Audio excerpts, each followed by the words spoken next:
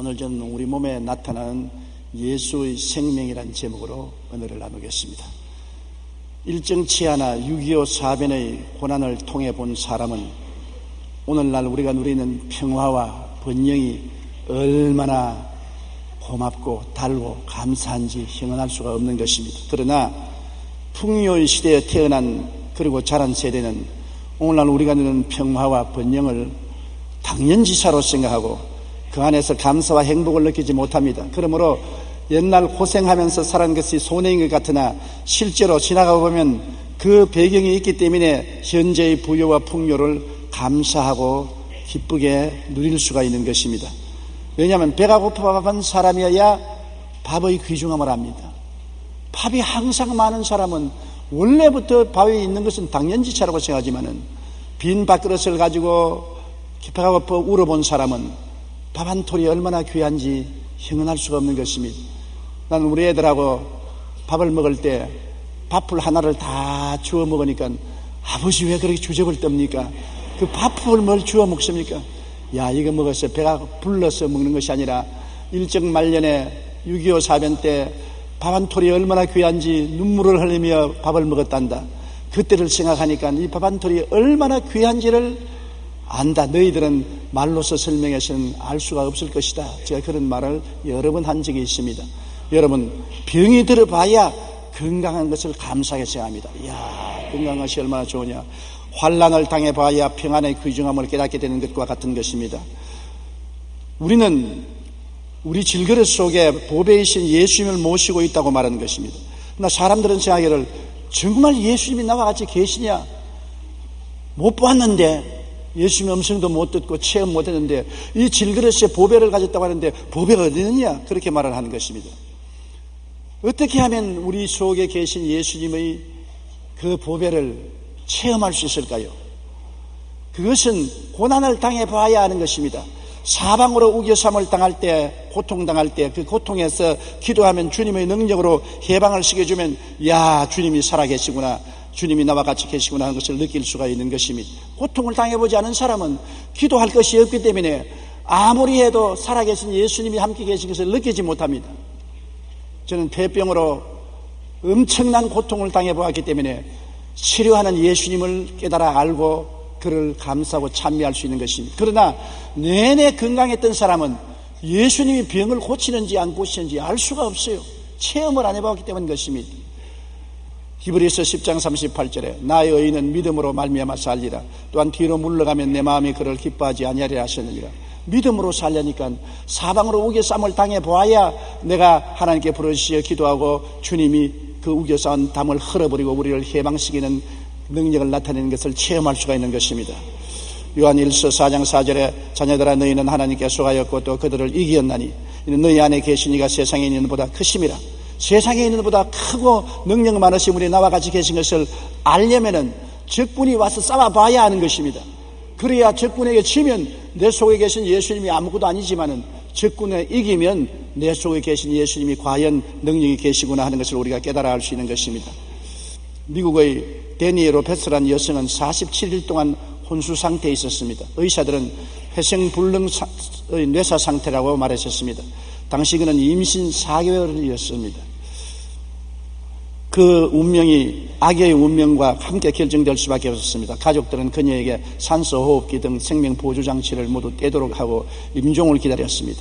그때 갑자기 그녀의 뱃속에서 아기들이 심하게 꿈틀거렸습니다. 이와 동시에 놀라운 일이 시작되었습니다. 뇌사 상태에 있던 데니 로페스의 뇌파가 갑자기 사라져 움직이기 시작하는 것입니다. 완전히 뇌파가 죽었는데 아기가 뱃속에서 발차고 몸부림을 칠 때마다 뇌파가 살아 움직이는 것입니다. 그렇게 몇 개월 동안 이 여인은 뇌사 상태에서 생명을 유지했습니다. 그리고 의사들의 예측을 깨고 무의식 상태에서 건강한 쌍둥이를 낳았습니다.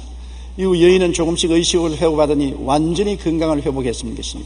그녀는 깨어난 후 자신이 체험담을 기적의 순간을 이렇게 고백했습니다. 나는 의식이 가물가물해질 때쯤 뱃속에서 괴로움으로 요동치는 아이들의 태동을 느낄 수 있었습니다. 그 고통은 고스란히 내게 전달되었고 나는 절망으로 어찌할 바를 몰랐습니다. 그 순간 내 마음에 너희 하나님께 도움을 요청해, 너희 하나님께 도움을 요청해라는 소리가 울렸습니다. 그녀는 이 소리를 들릴 때마다 마음속으로 하나님께 기도하기 시작했습니다. 하나님, 나를 살려주셔서 이 아기들을 구원하여 주시옵소서. 뇌는 죽었는데 그 영이 속에서 기도를 했던 것입니다. 그래서 하나님께 쉬지 않고 기도를 드렸다고 하는 것입니다. 그녀가 뇌사 상태에서 할 수 있었던 것은 하나님께 기도하는 것뿐이었습니다. 그런데 하나님 그 기도를 응답하셔서 아기를 순산하고 그 모친도 살아나게 된 것입니다. 참으로 놀라운 일입니다. 우리가 견딜 수 없는 고통과 어려움 속에서 주님을 의지하고 해결되었을 때 우리는 하나님의 은혜를 체험할 수 있습니다. 우리 속에는 보배인 예수 그리스도를 모시고 있다는 것을 체험할 수 있는 것입니다. 이 여인은 말하기를 사람의 뇌세상태에 있어도 영혼은 살아있다는 것을 자기는 안다.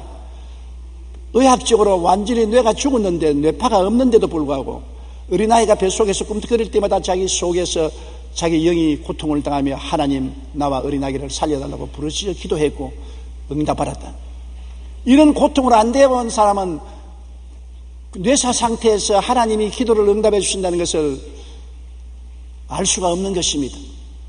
어두움이 있어 봐야 빛이 있는 것을 알 수 있는 것입니다. 죽음이 있어 봐야 생명이 있는 것을 알 수 있는 것입니다. 그러므로 우리가 사방으로 우겨싸움을 당해 보아야 그곳에서 해방시키는 주님이 계신 것을 알 수 있는 것입니다. 답답한 일을 당해 죽을 지경일 때 주님께 의지하여 해결될 때 야, 주님은 정말 우리의 문제를 해결하시는 하나님이시구나 하는 것을 체험할 수 있는 것입니다. 시편 91편 14절로 15절에 하나님이 이르시되 그가 나를 사랑한즉 내가 저를 건지리라. 그가 내 이름을 안즉 내가 그를 높이리라. 그가 내게 간구하리니 내가 응답하리라. 환난 때 내가 저와 같이 하여 저를 건지고 영화롭게 하리라. 내가 저로 장축케 하며 나의 구원으로 보이리라 하셨던 것입니다. 그러므로 우리가 어려움을 당해 보아야 답답한 일을 당해 죽을 징일 때 기도하고요 하나님의 응답을 받으면 문제를 해결한 하나님이 살아계시구나. 그래서 나중에 다른 사람이 염려, 근심, 불안, 초조, 절망에 둘러싸여서 절망일 때 걱정하지 마라. 해결한 하나님이 계신다. 체험했다. 하나님은 이 문제를 해결한다고 담대하게 말할 수가 있는 것입니다. 한 여인은 화학물질에 중독이 되어 신체의 면역체가 파괴되었습니다. 그리고 5년 동안 진공 상태의 치료실에서 치료를 받았습니다. 그 과정이 너무 고통스러워 죽고 싶을 정도였습니다.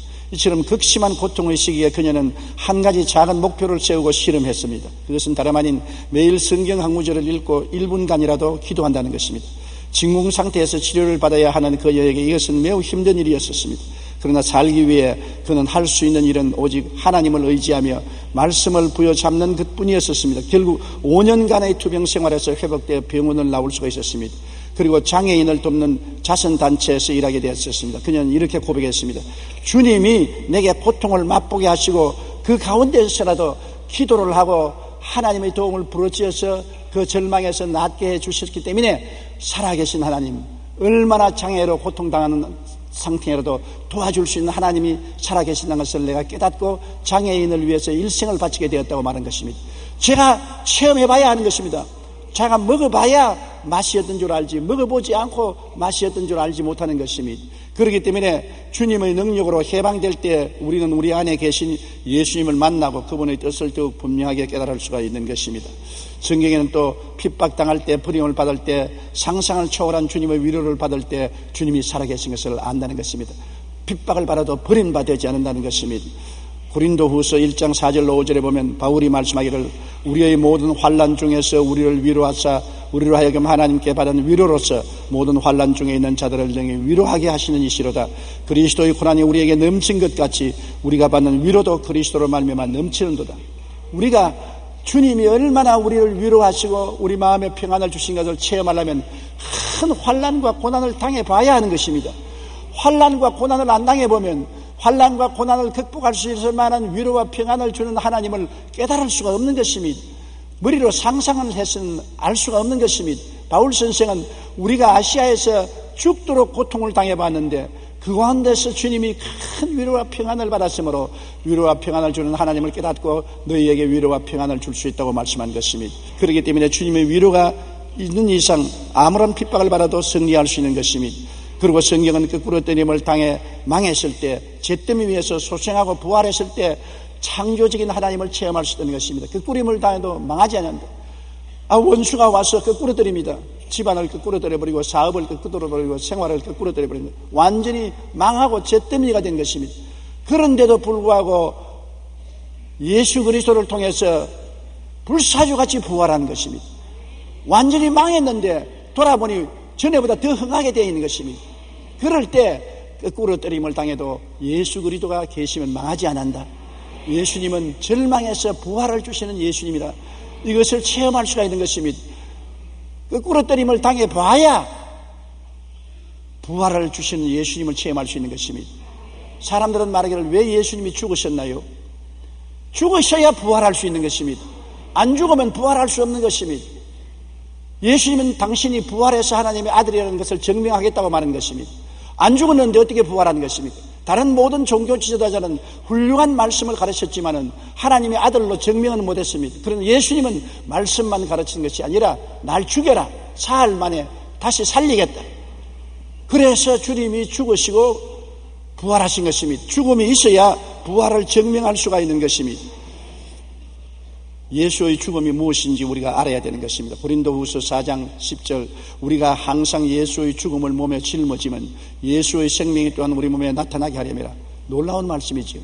우리가 항상 예수의 죽음을 몸에 짊어지고 다닌다는 것은 예수 죽음 내 죽음, 예수 무덤 내 무덤, 예수 부활 내 부활, 예수와 하나 되었다는 것입니다. 우리의 신앙생활이라는 것은 그냥 예수 믿는 것이 아니라 예수 그리스도의 십자가의 죽음을 내 몸에 짊어지고 다녀야 됩니다. 그것도 일시적이 아니라 아침, 점심, 저녁 순간마다 항상 예수의 죽음을 몸에 짊어지고 다녀야 됩니다. 그래야 예수의 생명도 또한 우리 몸에 나타나게 된다는 것입니다. 여러분, 우리 예수님은 우리의 죄, 불의, 병, 저주, 죽음을 짊어지고 죽으신 것입니다. 그러므로 예수의 죽음을 우리가 걸머지고 예수와 하나 되었다는 것은 우리도 예수와 함께 죄에 대해서 죽고 마귀와 세상에 대해서 죽고 병에 대해서 죽고 저주에 대해서 죽고 그리고 사망과 음부에 대해서 죽었다는 것입니다. 죽은 사람은 관계가 끊어지는 것입니다. 아무리 여러분 사랑하는 부모라도 친자식이라도 죽으면 모조에 가서 묻고 살아있는 세계가 끊어지는 것입니다. 아무리 부르짖어봐도 대답이 없습니다. 아무리 사랑한다고 해도 응답이 없는 것입니다. 죽었습니다. 관계가 끊어졌습니다. 예수님이 우리를 대신해서 죄에 대해서 죽고 세상과 마귀에 대해서 죽고 병에 대해서 죽고 저주에 대해서 죽고 사망과 음부에 대해서 죽었는데 이 예수를 우리가 항상 몸에 걸머지면 예수 죽음 내 죽음이라는 것입니다. 예수와 함께 내가 죽었다는 것입니다. 나도 죄에 대해서 죽었고 나도 세상과 마귀에 대해서 죽었고 나도 세상의 질병과 대해서 죽었고 나도 저주에서 죽었고 나도 사망과 음부에 죽어서 관계가 끊어졌다. 마귀야 나와 상관없다. 죄야 나와 관계가 없다. 병아 나와 관계가 없다. 저주야 나와 관계가 없다. 사망과 음부야 나와 관계가 없다. 그 말인 것입니다. 로마서 5장 8절에 우리가 아직 죄인 되었을 때 그리스도께서 우리를 위하여 죽으심으로 하나님께서 우리에게 대한 자기의 사랑을 확증하시느니라. 그러므로 하나님이 우리를 사랑하셔서 예수님을 보내셔서 우리를 대신해서 죽으신 것이므로 다시 말하면 우리가 예수와 함께 죽음을 걸머져야 된다는 것입니다. 예수 믿는 것은 철학이 아닙니다. 신학과 도덕의 훈련이 아닌 것입니다.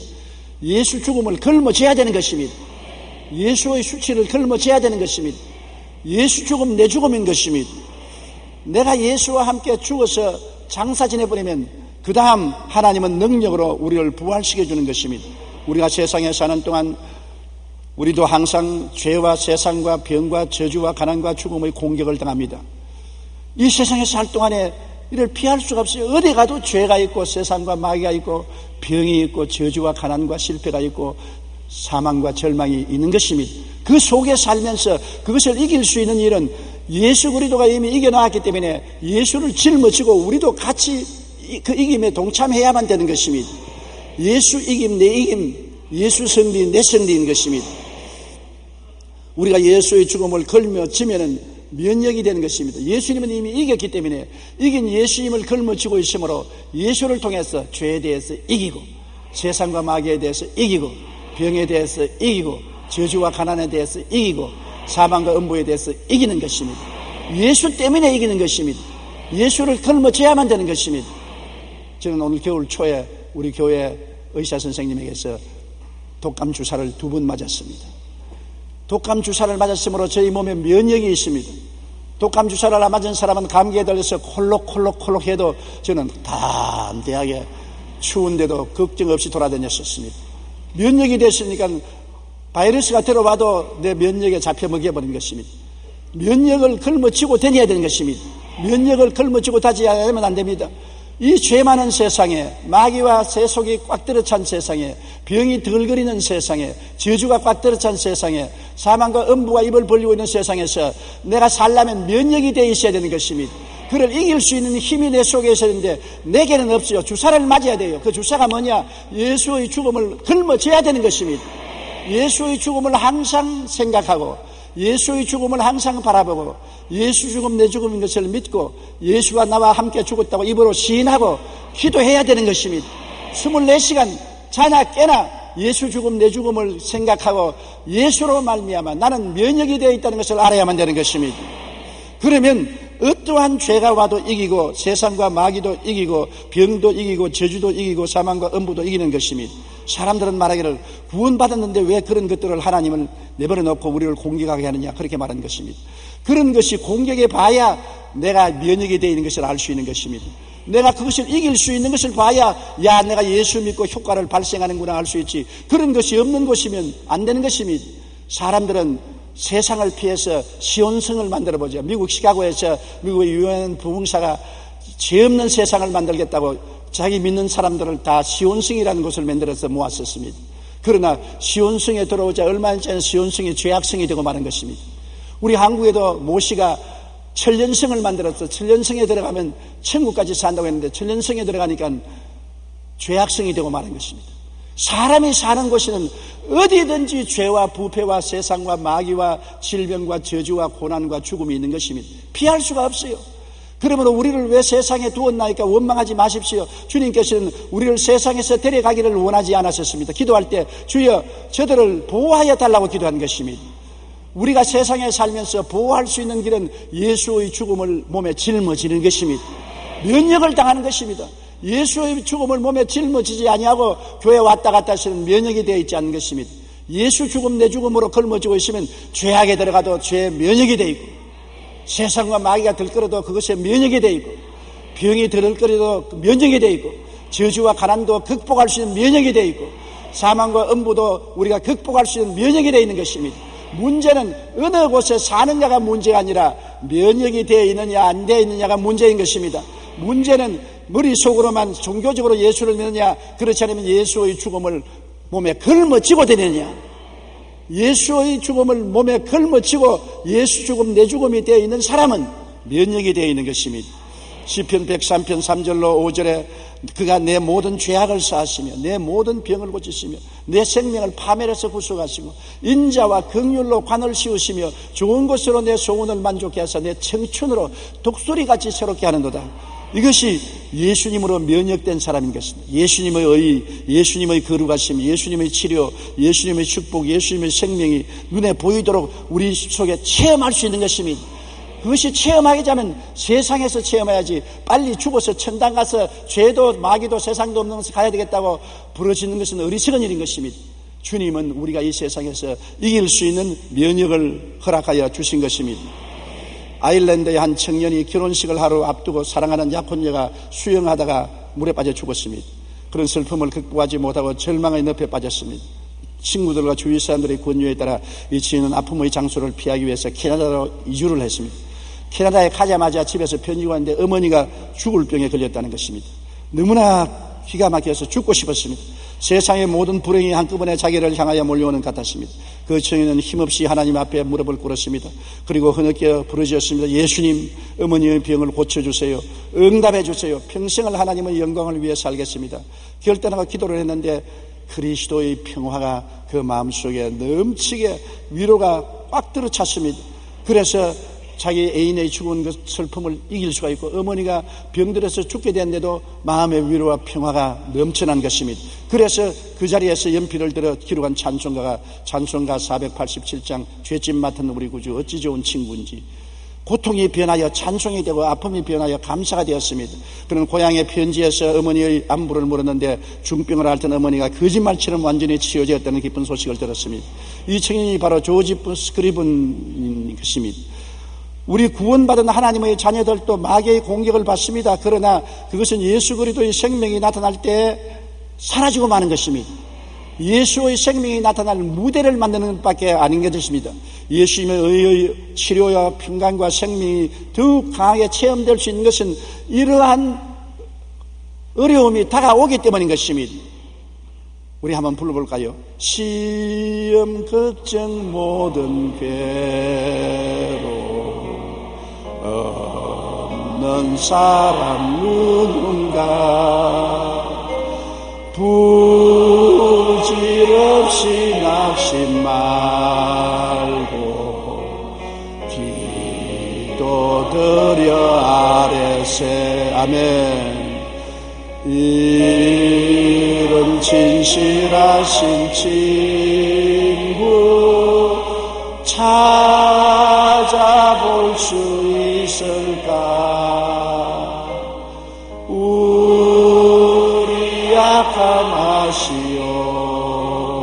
약함하시오니 없지 아니하릴까? 예수님이 우리의 진실한 친구인 것을 어떻게 압니까? 환난을 당해 보아야 알 수 있는 것입니다. 모든 세상 친구 다 날 버리고 떠나고 나는 외롭게 될 때 오직 안 떠난 분이 예수님밖에 없다는 것은 환난을 당해 봐야 하는 것입니다. 좋을 때는 모든 사람이 다 친구하려고 곁에 있고 다 찾아오지만은 어려움을 당해 봐야 진정한 친구를 알 수 있는 것처럼 이 찬송가 작사도 자기가 환난을 당해 봤을 때 비로소 엄청난 위로와 평안을 주시는 예수님을 체험할 수가 있었던 것입니다. 예수의 죽음을 우리 몸에 짊어질 때 하나님의 그리스도를 통한 위로가 다가오므로 오히려 우리에게 다가오는 환난을 감사하면서 살아야 되는 것입니다. 환난이나 적신이나 위험이나 기근이냐 죽음이냐 칼이랴 이 모든 일에 우리를 사랑하는 이로 말미암아 넉넉히 이기나니라. 이런 일을 당해봐야 예수님의 사랑의 높이와 깊이와 넓이를 체험할 수 있는 것입니다. 우리는 남북한이 갈려져서 북한과 대결하고 있다고 늘 원망합니다. 그러나 오히려 먼 눈을 보면 감사해야 될 것은 우리 민족이 북한하고 서로 대결되어서 밀고 땡김으로 사랑을 배우게 되는 것입니다. 서로 대결되어 있지 않으면 사랑하는 것이 무엇인지 모릅니다. 인내하는 것이 무엇인지 모릅니다. 이해하고 동정하는 것이 무엇인지 모릅니다. 그러나 우리는 어찌할 수 없이 사랑해야만 되고 이해해야만 되고 동정해야만 되고 인내해야만 되고 도와줘야만 되는 것입니다. 이것을 어떻게 배웁니까? 이런 상황에 처해야 배우는 것입니다. 그렇지 않으고는 자기 중심적으로 이기적으로 인내하지 못하고 사랑하지 못하는 사람이 되고 마는 것입니다. 사람이 혼자 살면 좋을 것 같아도 혼자 살면 정말 고집부렁이가 되고 곰팡이 피고 남의 의견을 듣지 않고 고집스러운 총각 노처녀가 되고 마는 것입니다. 부부간에 살아봐야 서로 의견 충돌도 하고 서로 다투기도 하고 싸우기도 하고 양보도 하고 그래서 이해도 하고 동정도 하고 인내도 하고 사랑하는 것을 배우게 되는 것입니다. 부부간의 삶으로 인간이 무엇인 것을 배울 수 있는 좋은 인격적인 수양 처수가 될 수가 있는 것입니다. 그러므로 오히려 하나님께 우리는 죄 있는 세상, 마귀와 세속적인 세상, 병이 있는 세상, 저주가 있는 세상, 사망과 음부가 입벌리고 있는 세상에 살게 해준 것을 감사하게 되시기를 바랍니다. 그것이 있기 때문에 내가 예수 그리스도를 통해서 면역이 된 것을 깨달아 알 수 있게 되는 것입니다. 예수로 말미암아 이길 수 있는 능력의 신앙이 있다는 것을 알게 되는 것입니다. 고린도후서 12장 10절에 바울이 말하기를 그러므로 내가 그리스도를 위하여 약한 것들과 능력과 궁핍과 박해와 공고를 기뻐하노니 이는 내가 약한 그때 강함이라. 내가 약해 보니까 주님을 의지해서 얼마나 강하다는 것을 깨달을 수가 있었다는 것입니다. 내 속에 살아계신 주님의 능력이 내가 약한데 처했을 때 비로소 나타나기 때문에 오히려 이런 것을 감사한다고 말하는 것입니다. 그러므로 성도 여러분, 여러분에게 다가오는 여러 가지 시험과 환난을 원망 불평하지 마십시오. 예수님의 능력이 나타나는 무대가 만들어지는 것입니다. 제가 옛날에 종로에서 부흥회를 여는데 그때는 6.25 사변 이후 수복된 지 얼마 안 되어서 황무지였었습니다. 천막 부회를 하고 많은 사람들이 와서 구원을 받고 병자가 쏟아지게 나왔었습니다. 어느 훌륭한 목사님 한 분이 내게 와서 조영기 목사님 안수 좀 해주십시오. 무슨 안수니까? 나도 폐병 들렸다가 낫게 안수 좀 해주십시오. 무슨 말입니까? 우리 아버지가 잘 살았어요. 나는 아무 돈 걱정 없이 건강하게 대학을 졸업하고 신학을 졸업하고 목사가 되는데 교회도 아버지가 지어주셔서 걱정 없이 목회하니까 할 말이 없습니다. 주님이 살아계신지 안 계신지 알 수가 없습니다. 오늘 목사님 설교를 들으니까 목사님은 폐병으로 피를 토하고 죽음에 이르렀다가 예수님을 만나서 살아났으니 예수님이 뚜렷하지 않아요. 역사적인 예수님이 아니고 형상적인 예수님이 아니고 살아계신 예수님을 체험했기 때문에 담대하게 설교했는데 나는 그렇게 설교할 수 없어요. 그러므로 내게 안수해서 나도 폐병 걸려서 피를 토하고 안 죽을 만큼 고통하다가 죽지는 말고 살아나도록 기도를 해 주십시오. 정말 올바른 말입니다. 저는 폐병이라는 고통스러운 무대를 하나님 만들어 주셨기 때문에 살아계신 그리스도를 체험해서 그 체험에 있어서 담대하게 50년을 목회할 수가 있는 것입니다. 여러분, 고통은 오히려 감사해야 될 것입니다. 예수님이 나타날 환경을 만들어 주신 것입니다. 함수는 노르웨이의 작가로서 1920년에 노벨 문학상을 받았습니다. 그러나 그의 어릴 적과 청년 시대는 결코 행복하지 않았습니다. 어린 시절 그는 채석공 등으로 일하며 고난의 생활을 했습니다. 이후 미국으로 건너가 시카고에서 전차 차장이 되기도 했습니다. 그런 때 그는 이러한 고난의 생활을 통해 많은 체험을 하게 되었고 그것을 소설로 쓴 것이 굶주림입니다. 이 책은 많은 사람에게 감동을 주고 읽혀졌은 것입니다. 그리고 함순이라는 이름이 온 미국에 알려지고 세계에 알려지게 된 것입니다. 그는 과거에 가난했던 과거의 고통을 바탕으로 쓴 토지의 성장이라는 소설로 노벨 문학상을 탔습니다. 이 함순이 얼마나 고맙게 생각이 될 것은 옛날에 돌이나 찍어내고 전차 차장이나 하고 막노동을 했기 때문에 그 체험으로 소설을 적어서 세계적인 노벨 문학상을 받게 된 것입니다. 그런 체험이 없었으면 평범한 생활을 했으면 그와 같이 영광스러운 상을 받을 수가 없을 것입니다. 우리의 고난은 단지 고난으로 끝나는 것이 아닙니다. 어려움과 고통이 있을지라도 그것을 감사할 때 하나님은 그것을 토대로 해서 큰 영광을 나타내 주시는 것입니다. 이기는 은혜를 주님은 우리의 모든 생활에 넉넉히 주심으로 감사해야 되는 것입니다. 고린도후서 12장 8절로 9절 우리 다 같이 소리내 읽어보십시다. 이것이 내게서 떠나가기 위하여 내가 3번 주께 간구하였더니 나에게 이르시기를 내 은혜가 내게 족하도다. 이는 내 능력이 약한 데서 온전하여 짐이라 하신지라. 그러므로 도리어 크게 기뻐함으로 나 여러 약한 것들에 대하여 자랑하리니 이는 그리스도의 능력이 내게 머물게 하리 함이라. 하나님 바울 선생에게 말씀한 것입니다. 너무 바울 선생이 허약해서 3번 주님께 기도했습니다. 이 허약을 물리쳐달라고. 그러니까 주님이 이 사람아 네가 허약하기 때문에 내가 강하다는 것이 나타날 수 있다. 네가 힘이 있으면 나는 나타날 곳이 없지 않느냐. 네가 허약할 때 내가 강하다. 그 말을 듣고 바울 선생은 오히려 하나님 앞에 허약한 것을 감사하게 생각한 것입니다. 그래서 하나님의 능력이 머물러 있고 나타나기를 원한다고 하는 것입니다. 우리 예수 믿는 사람 중에 아직 어린 신자들은 조그만 고통이 다가와도 부러지십니다. 이 고통을 면해 주십시오. 고통에서 해방시켜 주십시오. 부러지는 것입니다. 그러나 신앙이 깊은 사람들은 그런 고난과 괴로움이 다가올 때 주님의 영광이 나타날 기회가 온 것을 알고 오히려 감사해야 되는 것입니다. 많은 주의 종들이 교회 성장을 원합니다. 큰 교회가 되기를 원합니다. 나는 그럴 때마다 느끼는 것이 있습니다. 내 체험을 통해서 큰 교회를 세우기 위해서는 크게 죽어야 되는 것입니다. 큰 고통을 당해서 큰 은혜를 체험해야 하나님의 역사를 나타낼 수가 있는 것입니다. 바울 선생이 말씀하기를 사망은 내 안에서 역사하고 생명은 너희 안에서 역사한다고. 내가 사망을 체험한 만큼 예수의 생명을 체험해서 전할 수가 있는 것입니다. 내가 고통을 안 당해본 사람이 고통에서 건지는 예수님을 전할 수가 없는 것입니다. 내가 병 안 나은 사람이 치료한 예수를 전할 수가 없는 것입니다. 내가 배고프지 않는 사람이 밥을 주는 예수님을 전가할 수가 없는 것입니다. 그러므로 사망은 내 속에서 역사해야 생명이 너희 안에서 역사한다고 했었습니다. 큰 교회를 하자면 큰 은혜를 받아야 되고, 큰 은혜는 그냥 주는 것이 아닙니다. 산이 높아야 골이 깊습니다. 은혜는 물처럼 깊은 밑으로 내려오는 것입니다. 많이 고통을 당하고 가슴 속이 파헤쳐져야 은혜의 물이 채워지는 것입니다. 그러므로 저는 늘 말합니다. 큰 목회를 하려고 하는 너는 좋지만은 얼마나 많은 고통으로 가슴이 파헤쳐지고 슬픈 울음을 울고 탄식을 해야 하나님의 은혜를 받을 수 있다는 것을 모르고 있구나, 그런 말을 하는 것입니다.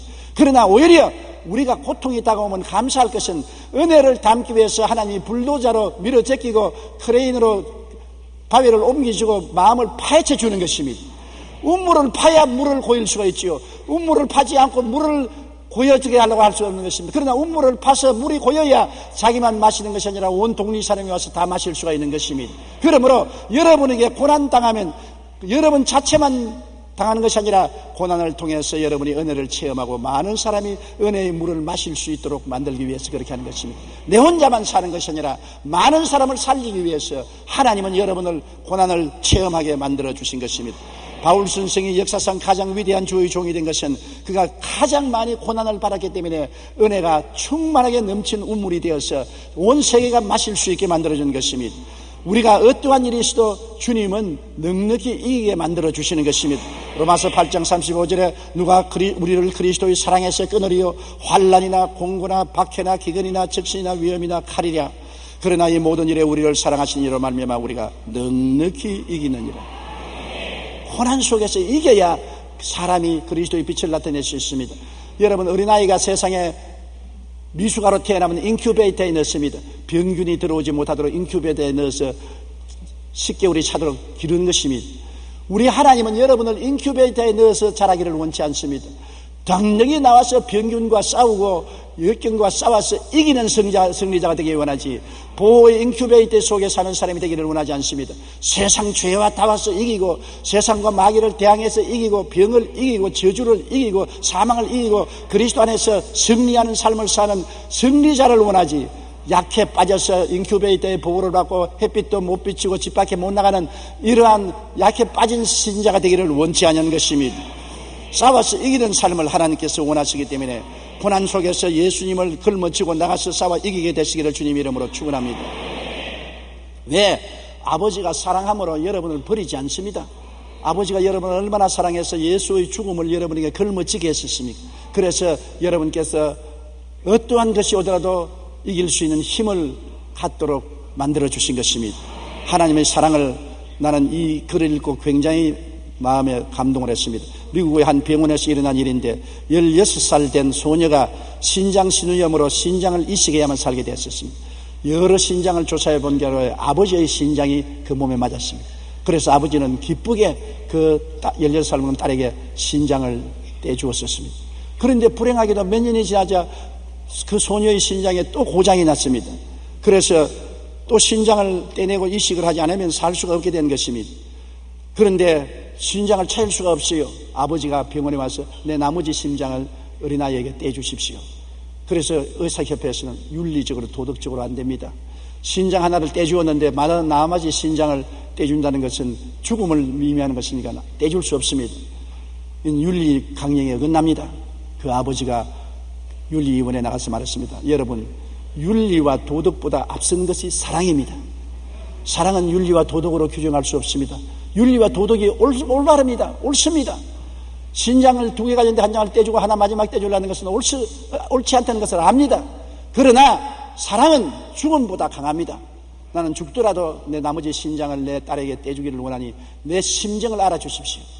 그 윤리위원회가 숙연해졌습니다. 최후 결정하기를 아버지의 마지막 신장을 떼주고 아버지는 평생을 피를 걸러내는 투스키에 의지해서 살도록 한 것입니다. 그래서 아버지는 마지막 신장을 떼주어서 그 소녀가 살아나고 그 소녀는 정식 교육을 마치고 행복하게 결혼해서 아름다운 가정을 이루고 자녀 손을 놓고 아버지에게 병원에 늘 찾아오곤 했습니다. 아버지는 남은 평생을 기계에 의지해서 피를 걸러내며 살다가 죽어도 조금도 후회함이 없이 세상을 떴다고 말한 것입니다. 세상의 아버지도 자기 마지막 남은 신장을 자기 친딸에게 떼줍니다. 나는 이 글을 읽고 내 마음속에 굉장한 질문을 했습니다. 조용기, 너는 그렇게 하겠느냐? 좋은 아버지면 별 도리 없이 그렇게 할 것입니다. 제가 6.25 사변 때 부산 매축지에 살았는데 석탄을 실은 기차가 많이 지나가면 피난민들이 석탄차 위에 올라가서 석탄을 끌어내렸습니다. 그러면 군인들이 와서 총을 쏘고 석탄 훔치는 사람을 잡았습니다. 저도 석탄 훔치러 갔습니다. 그때는 석탄 없이는 못 살아가니까 한 끼라도 먹으려고. 그런데 피라노는 한 40대의 아버지가 한 10살 되는 아들 데리고서 남하를 했어요. 오다가 폭탄을 맞아서 가족은 죽었는지 모르겠습니다. 그 아들이 올라가서 석탄을 막 끌어내면 아버지는 주워 담는데 기차가 위에서 헌병이 뛰어오니까 전부 다 뛰어내리는데 그 아들이 뛰어내리자 굵은 석탄 덩어리가 하나가 화차 밑으로 들어갔습니다. 애가 그 끄집어내려고 화차 밑에 기어 들어가자 기차가 드득하고 움직였습니다. 모든 사람들이 아이 저 어째 고함을 쳐도 아무도 그 아들을 끄집어내려고 하지 않는데 비호같이 뛰어드는 사람이 있었습니다. 40대의 아버지가 철로 위로 화차 밑에 뛰어들어가서 아들을 밀어내고 기차 바퀴가 허리를 지나가는데 허리 부러지는 소리가 뚝뚝뚝 나는 것을 내가 들었습니다. 그 아버지의 눈에 눈물이 툭툭 흐르고 콧물이 쫙 흐르면서 죽어가면서도 어린 아이를 보고 빨리 피하라고 손을 이렇게 움직이는 것 같습니다. 지금까지도 내 머릿속에 분명하게 보입니다. 그때 나는 생각했습니다. 중학교 학생 시절이니까 저 바보 봐라. 장가 가서도 낳으면 될 것인데 왜 그 아들을 위해서 죽느냐? 장가 가면 낳으면 될 거 아니야. 그 아들 때문에 왜 죽느냐? 그런 생각을 했습니다. 내가 아버지의 심정을 몰랐습니다. 그러나 제가 장가를 들고 자식을 낳고 난 다음에 늘 생각했습니다. 네가 그 입장에 있으면 어떻게 되느냐? 윤리와 도덕, 생명의 존엄 뭐 생각할 필요 없습니다. 살려놓고 보자. 사랑은 맹목적인 것입니다. 내라도 뛰어들어갔을 것입니다. 살려놓고 후회는 어떻게 될지 계산하지 않습니다. 사랑은 다 계산하면 사랑이 아닌 것입니다. 하나님이 세상을 이처럼 사랑하사 엄청난 일을 저질렀습니다. 그 아들을 세상에 보내주신 것입니다. 그리고 십자가에 못 박았습니다. 그 아들조차도 아버지를 향해서 하나님이여 하나님이여 어찌하여 나를 버리시나이까 통곡을 했습니다. 이런 일을 어떻게 상상할 수 있는 것입니까? 사랑 때문에 하나님이 묶임을 받아 강요를 받았어요. 우리를 사랑했기 때문에 하나님은 그 큰 사랑으로 지금 여러분을 사랑하고 계신 것입니다. 환난이나 공고나 적신이나 위험이나 기근이나 칼이냐 이런 것들이 하나님의 사랑을 우리에서 떼놓을 수가 없는 것입니다. 여러분, 하나님은 여러분을 사랑하시고 예수 그리스도를 통해서 여러분에게 면역을 해 주었기 때문에 예수 그리스도의 죽음을 여러분께서 항상 걸머지고 사시게 되시기를 바랍니다. 로마서 8장 38절로 39절에 내가 확신하노니 사망이나 생명이나 천사들이나 권세자들이나 현재일이나 장래일이나 능력이나 높음이나 깊음이나 다른 아무 피조물이라도 우리를 우리 주 그리스도 예수 안에 있는 하나님의 사랑에서 끊을 수 없으리라. 누가 우리를 하나님의 사랑에서 끊을 수 있습니까? 몸서리치게 높고 깊고 넓은 하나님의 사랑을 어떤 마귀가 끊을 수 있단 말인 것입니까? 그리스도 예수 안에 주어지신 하나님의 사랑으로 하나님은 여러분에게 은혜를 주셨으므로 그리스도 예수의 죽음을 몸에 걸머쥐고 예수의 생명을 나타내는 여러분 되시기를 주의 이름으로 축원합니다. 다 같이 거기서 기도드리겠습니다. 살아계신 우리 아버지 하나님, 하나님이 세상을 이처럼 사랑하사 독생자를 주셨으니 누구든지 저를 믿으면 멸망하지 않고 영생을 얻으리라고 말씀하셨습니다. 우리가 항상 예수 죽음을 몸에 짊어지면 예수의 생명도 또한 우리 몸에 나타나게 하셨음을 하셨습니다.